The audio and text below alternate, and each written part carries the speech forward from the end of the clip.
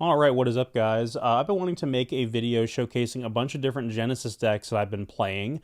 As you know, I've been making a lot of content about this format. I've been loving the concept of it and loving some of the gameplay of it, not all of it. But I had a bunch of synchro-based decks I wanted to kind of show off in rapid succession. Namely this new Rose Dragon deck from the new support from Doom and Dimensions, but also like the Red Dragon Archfiend deck, the Blackwing deck, and the Psychic Punk deck that was really good. But I decided that I wanted to do just a full dedicated video to the Rose Dragon deck, because I really want this deck to do well. I was really in love with this strategy ever since the first waves of real official support for Aki from 2021 from Lightning Overdrive and King's Court, but neither of those were particularly good. The deck was kind of unplayably bad under those waves of support, and so we finally got a new wave of support where the deck actually has a coherent strategy and is decent. And this is the home for in Genesis. This deck is never going to hold a candle in Advanced Constructed, most likely, but in Genesis, this deck is perfect. It doesn't have any cards that are pointed in the main deck, so the core engine of the deck is completely free, and you can spend your points on non-engine or board breakers or some other kind of supplementary engine. And then in the extra deck, your points is going to be spent on the burn card, the new dragon, which we'll talk about, which is only 1 point for balancing reasons, and then generic extra deck bosses as well. So let's go ahead and get into it. My goal, like I said, is to one trick the hell out of this deck and get really good with it. And now that I have really put some practice into it, I feel a lot more comfortable talking about it than I did when Genesis first launched. I think I finally have a handle on what this deck is supposed to be doing, and I generally feel a lot better about it than I did. So let's go ahead and get into it. 3 Rose Dragon. This is the most important starter. On normal or special, it adds you a card that mentions Black Rose Dragon, which can be one of the other. It can be Red Rose, or it can be the Vengeance Witch. It can be the Basil Rose Shoot, or it can be the new Black Garden, the Black Rose Garden. And so this is the starter that you always want to see. This is the one that lets you do the most. And so you either open the Black Rose Garden to search this, or you open this to search the Black Rose Garden and continue to combo from there. So we're playing a lot of cards that help us see this card as often as possible. And a hand that opens either this or the Black Rose Garden is where we want to be. We also have 3 of the white. And I will be completely honest, I don't actually like this card very much, because this card does not mention Black Rose Dragon in its card text, which is just ridiculous to me. So if it did, there would be a much easier combo where you just normal rock search white special it, but you could have been doing that the whole time even before the new support. So I think that may have been a bit of intentional balancing there with Rock Rose Dragon's effect.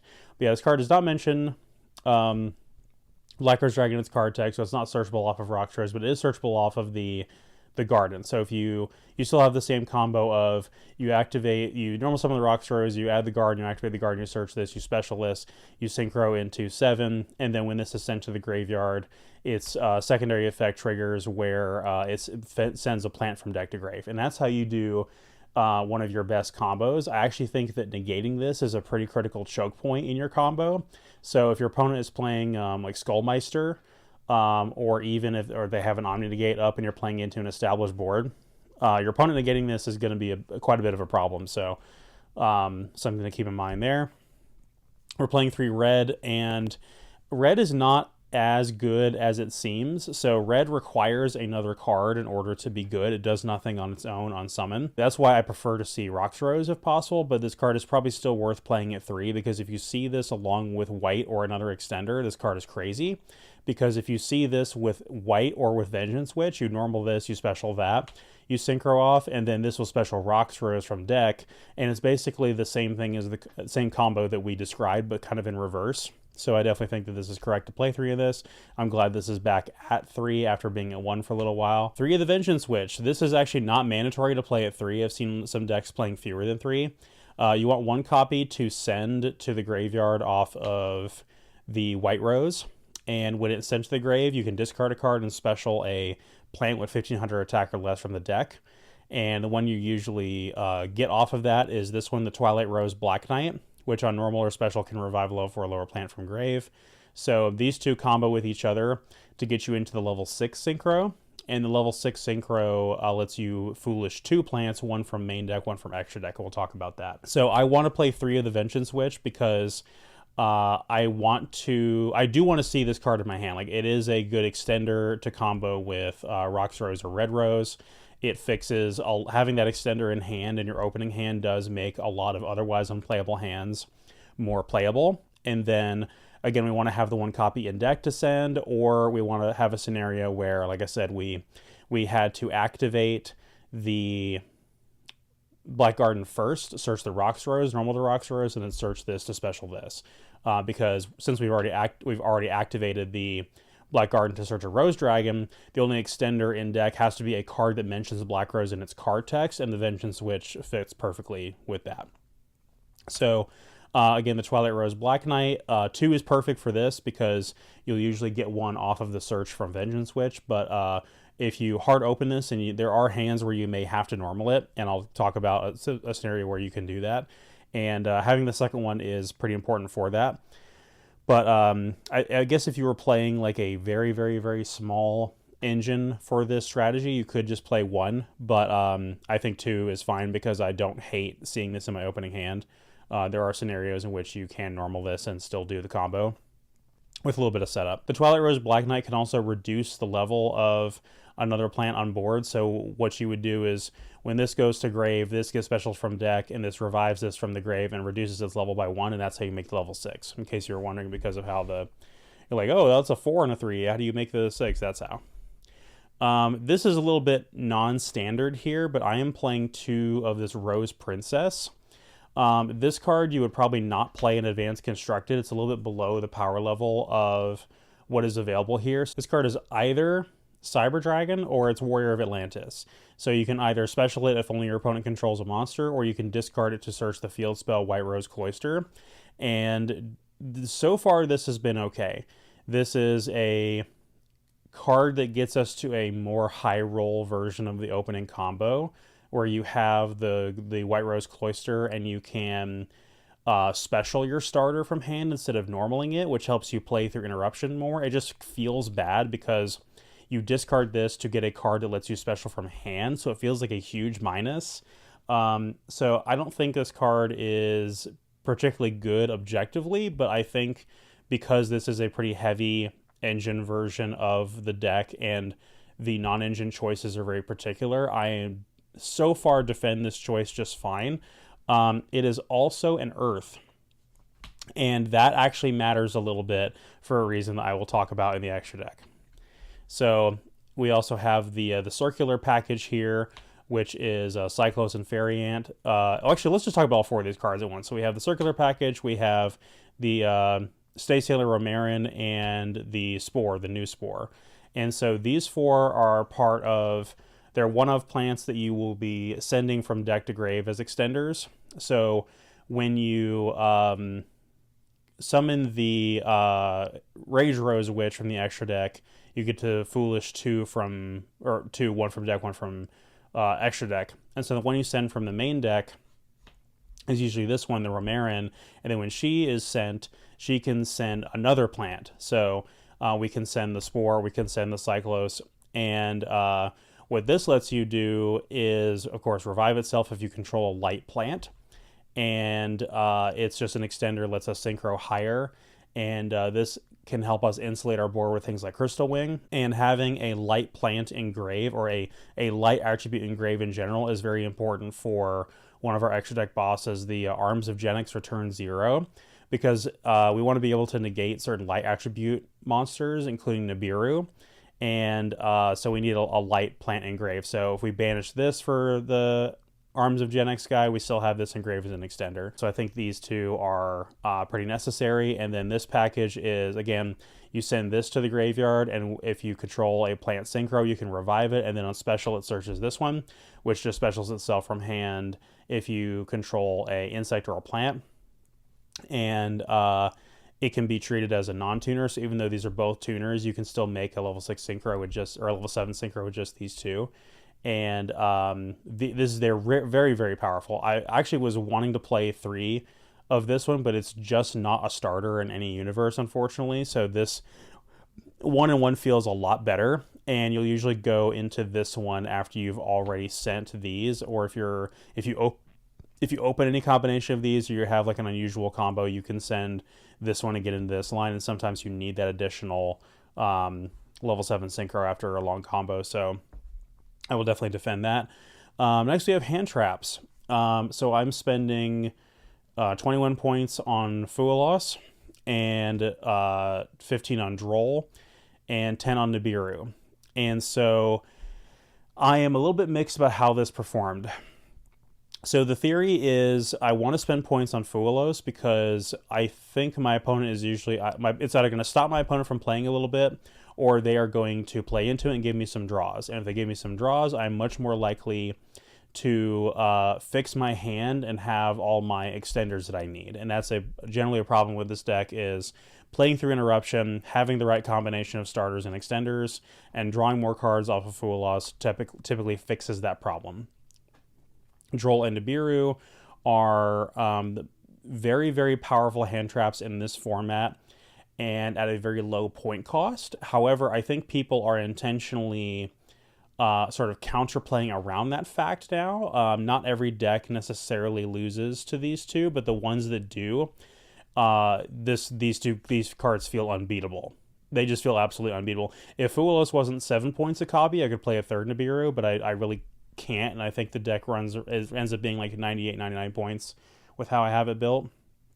So a little bit unfortunate there, but I'm generally happy with these. But I think that there's probably going to be a shift in what people are playing in terms of their hand trap lineup, because there are a lot of cards that are free that people have kind of slept on. I think people are starting to change their tune and realize it, because people were really afraid that these were going to be everywhere, and they kind of are.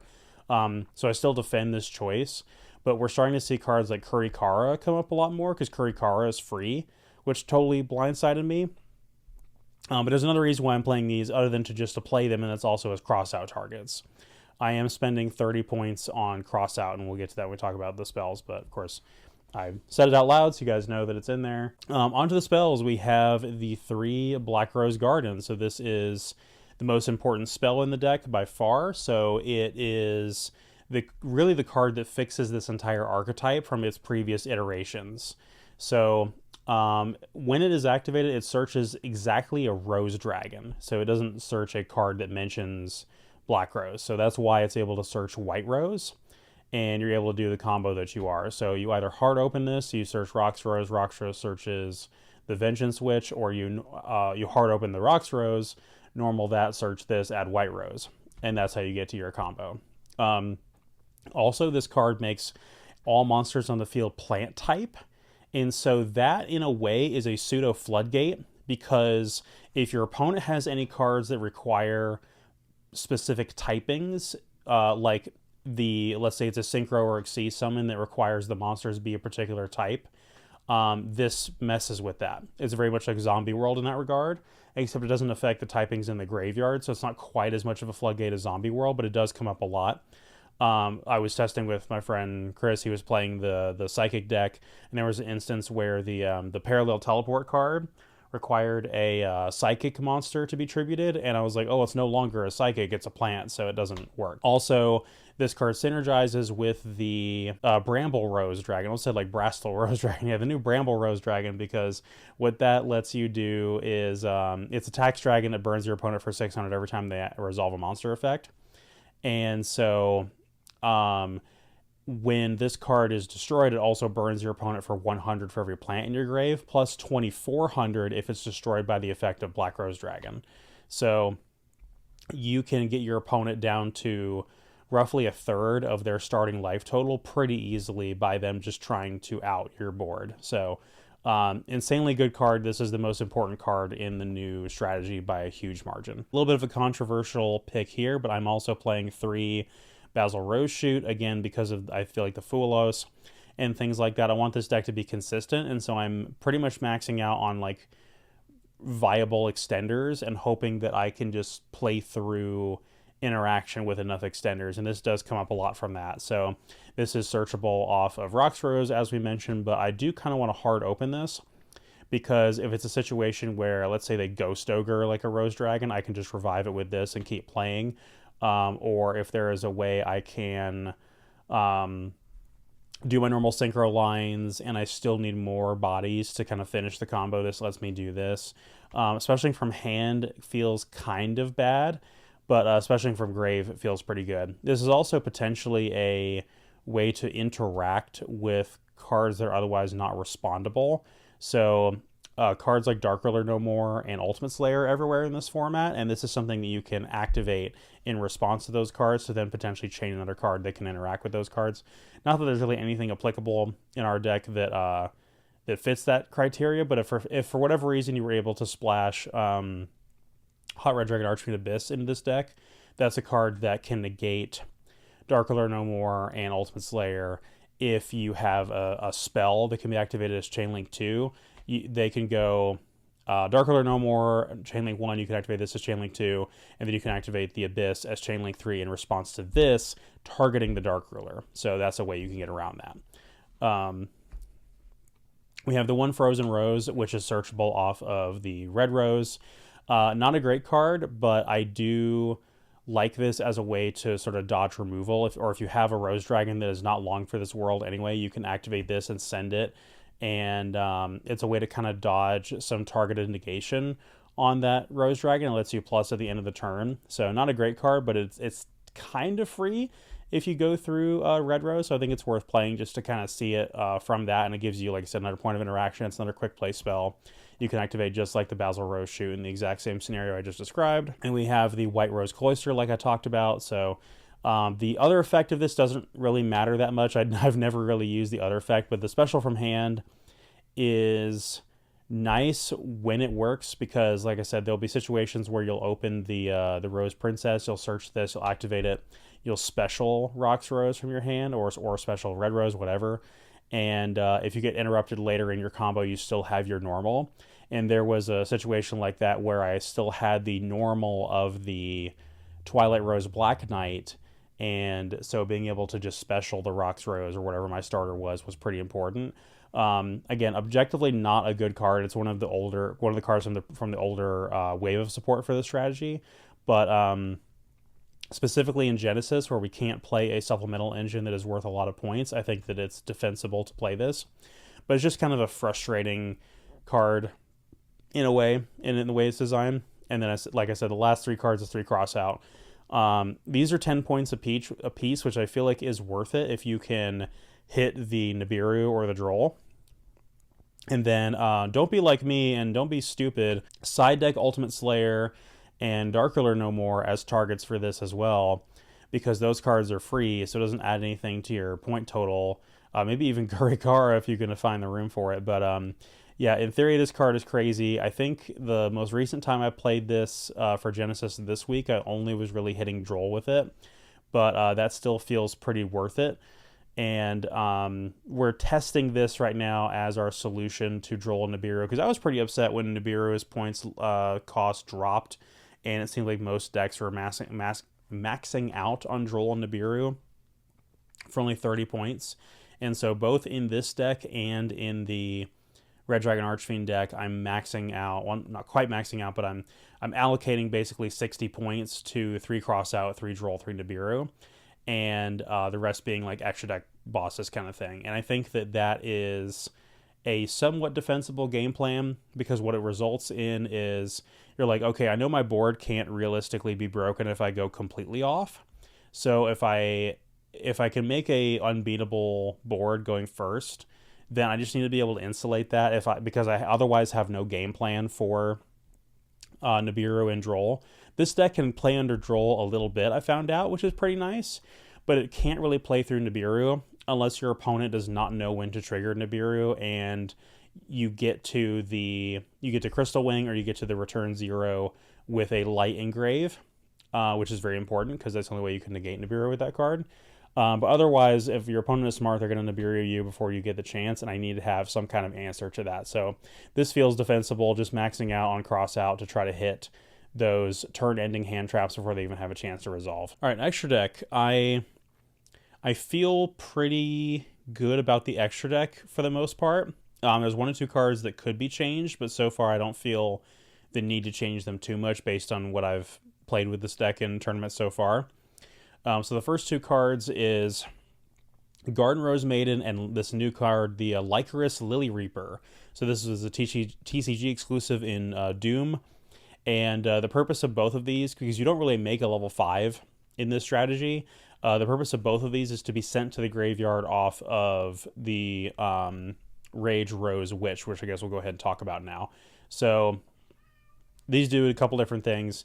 When the Rage Rose Witch is synchro summoned, you foolish a plant from main deck and a plant from extra deck. From the main deck, you're sending the Star Sailor Romarin so it can then foolish the Spore, or you're sending the Circular, and then you're sending one of these 2 from extra. So when you send this one, it's an extender because you can banish it from grave to special summon level a Rose Dragon or a Dragon Synchro from your graveyard back to the field. So you can revive any of the Rose Dragons off of this by banishing it, including the Synchros. You can just summon the big ones or the small ones, doesn't matter. So that's a pretty important extender there. And then the Lycoris Lily Reaper lets you send a monster from your opponent's field that has an attack value that is equal to or less than the difference between you and your opponent's life points. So if it's turn 3 or later, this card is a very good removal tool. This card is pretty much never going to be summoned. But if there is like a starter that has a low attack on the field, or even like a bigger boss monster, I've sent monsters with more than 3k attack off of this card because that was the difference in me and my opponent's life.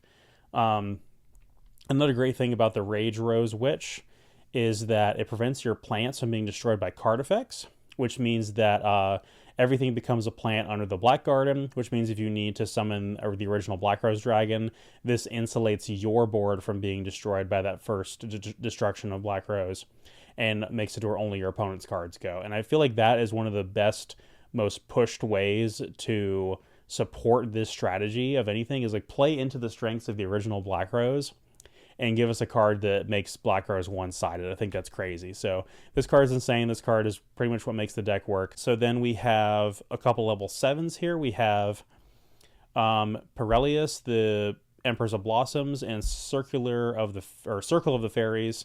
So this one lets you revive a level 5 or higher plant from grave, and this one lets you get an additional normal of a plant.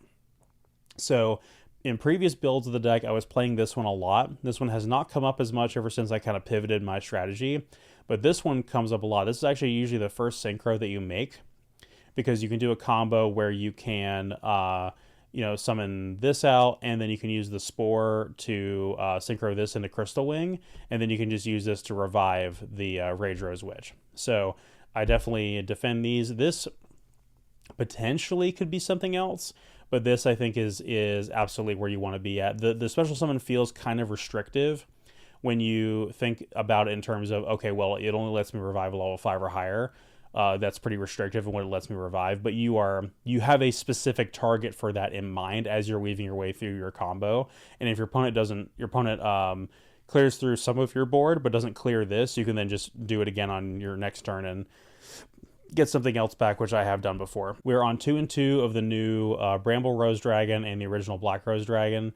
So I've talked about this card already because it's one of the central focuses of the deck, where it burns your opponent for 600 every time they activate a monster effect, and then you can quick effect tribute it to float into the original Black Rose on your opponent's turn, wiping their board and hopefully protecting your board because of the Rage Rose Witch, and also burning them for 24 off of the Black Garden. So you should know what the original Black Rose Dragon does. It's an iconic card. And the Bramble Rose has another effect where it can be banished from the graveyard. You can revive a level 4 lower plant tuner from your graveyard. So that's a pretty good extension tool. That's only come up a couple times for me, but I think that's awesome that it does that, because they could have just not even printed that effect on the card and it still would be crazy, but they did. So very, very, very much appreciated retrain of Black Rose. I do like that a lot. I'm playing one Black Rose Moonlight. I think this could definitely be something else, but it is a light, and it gets you a bounce of an opponent's monster. It's removal. We make level 7s very easily, and it's removal. So far this seems to be fine, but this could potentially be something else. Speaking of something else, I'm also playing Blood Rose.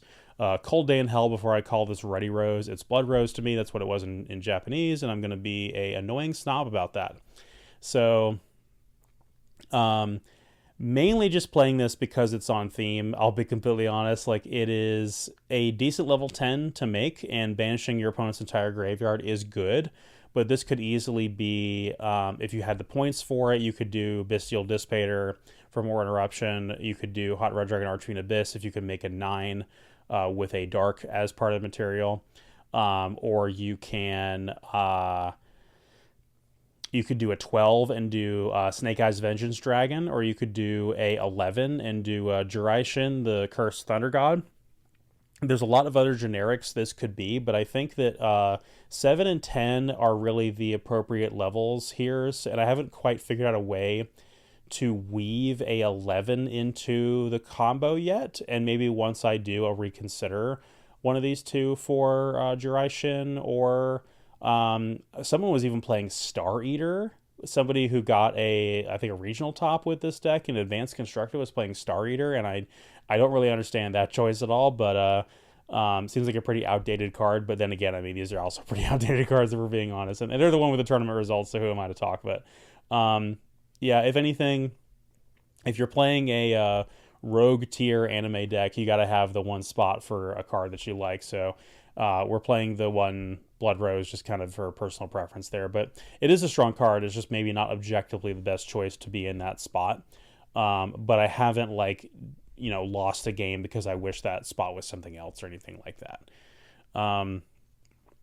In terms of generics that make up our end board, we've got another level 7 in FA Don Dragster. This is 20 points, unfortunately.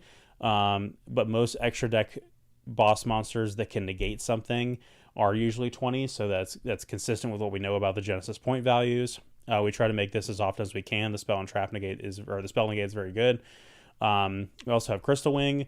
I'm trying to make this every turn 1. This card is actually free because it's not generic. It's a little bit more obtuse to make it since it requires a synchro. And we have the level 10 ally Arms of Genix for turn 0, as I've talked about, which is a monster negate as long as you can banish a monster from grave with the same attribute as what you're trying to negate. So this one's also 0 points, which is awesome. So usually my end board is always going to include these two. I'm trying to get it to where it includes this one as well. But I think if I'm playing to the strengths of this strategy, I'd rather have this be the Bramble Rose with the Black Garden setup. But it could also be this. So the Arms of Genix to turn 0, again, the attributes for this, I think, is what makes it not as good as other, generic Omni Negate extra deck bosses in the past, like Baroness or Savage Dragon, stuff like that, because you need the attribute that matches. So we've woven that into our main combo with the Star Sailor Romarin and the Spore, so we have a light for like Nibiru and other light attribute cards that are powerful. And then the Earth is important. So there was a situation where, again, playing against like the Punk Psychic deck, a lot of the Punks are Earth. A lot of the generic Psychic extenders, they have like the Silent Psychic Magician Synchro monster is an Earth. And I was not able to negate that because I didn't have an Earth engraved. So that Rose Princess is one of the only main deck Earths we have that can fill that role. Alternatively, you could readjust the hand trap lineup and play Ghost Spell if you wanted an Earth as well. But yeah, that is the extra deck lineup. I feel very good about it. I don't think I would change much of anything, but I will continue to play test. I do think the weakest spots in there is the Circle of the Fairies, the Moonlight, and the Blood Rose. I think those could be other cards, but the rest of what's in there, you absolutely cannot change. They're essential to this core strategy.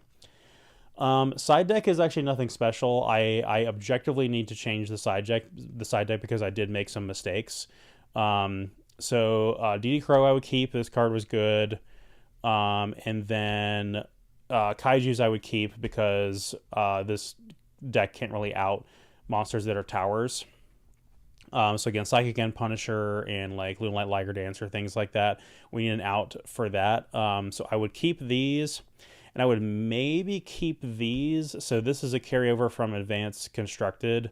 where I was playing non-fusion area specifically to counter branded Dracotail and branded Dracotail, and also Lunalight, because as much as I love Lunalight, don't get me wrong, I love Lunalight, it's one of my favorite strategies, but my locals has some Lunalight one trickers that are very, very tough to beat for certain decks, and so this card is 0 points, and I figured I would give it a try, so I might defend these. This is sort of a local meta type of thing. This is a specific counter play for my particular locals, but these I would absolutely change. So Book of Lunar Eclipse and Twin Twisters I don't think are that good. I think I would change these for Dark Ruler No More and some combination of Dark Ruler No More and Ultimate Slayer, because those cards are free, they're good board breakers, and they are also cross-out targets. None of these that I've sided in, with the exception of DD Crow, gets me any additional cross-out targets. So objectively, this side deck is incorrect. And then the Book of Lunar Eclipse has kind of just been a side deck card that's been kind of floating around in my side decks ever since we started with Genesys. And I don't think it's all that good, except for maybe in the Ninja deck. It's not really that good of a generic board breaker, so I would much rather run Dark Ruler No More or Ultimate Slayer in that spot. So that is the deck. I guess I can show you guys a brief combo. All right, so hopefully all this stays in frame. So we're going to do a 1.5 card combo with Rox Rose. So this could be Rox Rose or the Black Rose Garden, and then we need a discard. So we will normal the Rox Rose, and we will search the Garden. Luckily it's a Starlight, so I can see where it is in the deck. We'll activate the Black Garden, and we will search White Rose. And now, since we control the Rox Rose, we can special the White Rose from hand. From here we can Synchro 7 into Pirellius. This is very important. And unfortunately we don't have an EMZ here, otherwise I would add that. And then White Rose is going to trigger here and send the Vengeance Witch from deck to grave. So then that effect is going to trigger. We have to discard our other card in hand to special from deck the Twilight Rose Black Knight. And then when that is special summoned, he's going to revive the Vengeance Witch. And then we can use the other effect of the Twilight Rose Black Knight to reduce the level of the Vengeance Witch by 1 and Synchro for 6. This is going to get us into the Rage Rose Witch, and we can Foolish 2 cards. One from extra deck, which in this case going first is going to be the Garden Rose Maiden because it's an extender. If we were going second, we had to play into a board. We might do the Lycros Lily Reaper. And then from main deck, we're going to send the Star Sailor or the Estate Sailor Romarin, and then on a new chain, she will trigger Foolishing yet again for the Spore. And then because we control a light plant, we can go ahead and trigger the Spore to return it to the field and increase its level by 1. So then we can Synchro for Crystal Wing, and then we can activate the Pirellius, special summoning back the Rage Rose Witch. So from here, when we can activate the Garden Rose Maiden Engrave, banishing it to revive the Rox Rose, and we can Synchro for 10 over here for the Ally of Justice, or the Arms of Genix return 0. Keep wanting to say it's an Ally of Justice card. So that's a 1-card combo with a discard for 2 monster negates, protection from card effects, and then a pseudo floodgate and making everything plants. The only thing that would be better for this is if we could also end on the Bramble Rose, and there are of course ways to do that. If you had a way to send the Cyclos instead, you could revive that, and it would then be able to search this, special it, Synchro, and then you have another 7. So that's your Bramble Rose or your Evadon Dragster. And then alternatively, instead of making, Crystal Wing, you could Synchro for 7 here into Bramble and have that be part of your end board, but I think generically Crystal Wing is better. So again, that's only a 1-card combo to get to this, one card combo and a discard.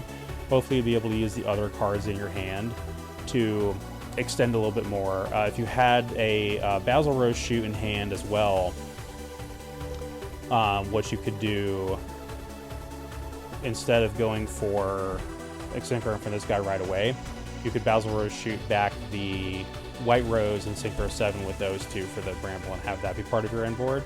A lot you can do with the different extenders in this deck, but again, that combo is specifically just a one card off of Rox Rose. And there might even be better combos you can do, but that's just one I have practiced pretty well off the top of my head. So, all right, thank you guys so much for watching. Let me know what you guys think, and I will be playing a lot more of this deck where this came from. So I'll see you guys next time.